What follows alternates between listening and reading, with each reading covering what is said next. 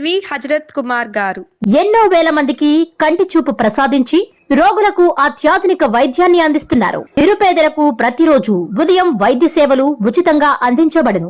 వెంటనే సంప్రదించండి. విజేత కంటి వైద్యశాల, కెనరా బ్యాంక్ పక్కన, బాబు ఐస్ క్రీమ్ ఎదురువీధి, Brindavanam, Nellore. Welcome to Jana Times. 2029లో ఈ ఎమ్మెల్యేలకు టికెట్ దక్కబోతుందా దక్కదా? దక్కబోదే అని చెప్పి మనం కరెక్ట్ గా చెప్పుకోవచ్చు. 2029లో జరగబోయే ఎలక్షన్స్ లో జనసేన నుంచి దాదాపు 46 మంది ఎమ్మెల్యేలు పోటీ చేయబోతున్నారు. దాంట్లో ఆర్థిక నేరస్తులుగా ఉండకపోయినటువంటి వారికే టికెట్ కేటాయిస్తారు ఈసారి జనసేన పార్టీ ఆఫీస్ నుంచి అని చెప్పి మనకు విశ్వసనీయ సమాచారాలు ఉన్నాయి. అంతేకాకుండా ఇప్పుడున్న 21 మంది ఎమ్మెల్యేల్లో కూడా 3 ఆర్థిక లావాదేవీల్లో పూర్తి స్థాయిలో ఉన్నారు. వారికి టికెట్లు లభించబోవు. వారి స్థానంలో పూర్తి స్థాయిలో ఇన్ఛార్జీలకు నియమించే అవకాశాలు ఉన్నాయి. ఈ క్రమంలోనే పూర్తి స్థాయిలో జనసేన పార్టీ ఆఫీస్ నుంచి మనకు విశ్వసనీయ సమాచారం ఉంది.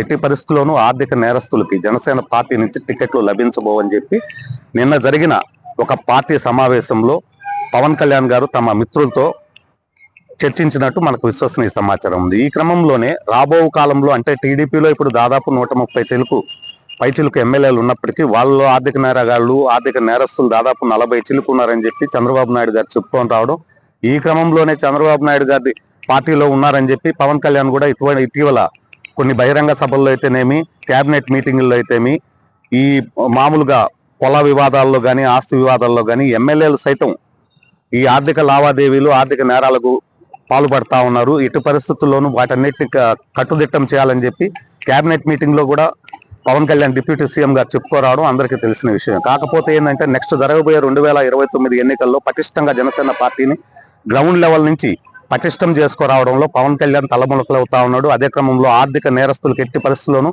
జనసేన నుంచి ఎట్టి పరిస్థితుల్లోనూ టికెట్లు లభించవు.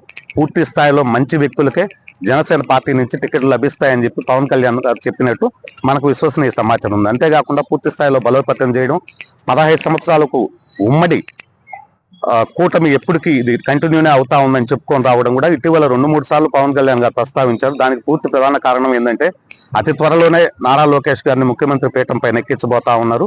ఈ క్రమంలోనే హోమ్ మినిస్టర్ గా కూడా పవన్ కళ్యాణ్ గారు పదవి స్వీకరించబోతున్నారని కూడా మనకు విశ్వసనీయ సమాచారం ఉంది. ఇక రాబో కాలంలో ఇది ఏ విధంగా ఉంటుంది, ఆర్థిక నేరస్తులను ప్రోత్సహించమని చెప్పి ఇటు పవన్ కళ్యాణ్ గారు చెప్తున్నారు, అటు చంద్రబాబు నాయుడు గారు చెప్తున్నారు. ఇక రాబో కాలంలో 2 FIRలకు మించి ఏ ఎమ్మెల్యేకు ఉన్నప్పటికీ వారికి ఎట్టి పరిస్థితుల్లోనూ టికెట్ లభించబోదనే ఒక నానుడి వెలుగులోకి వచ్చింది.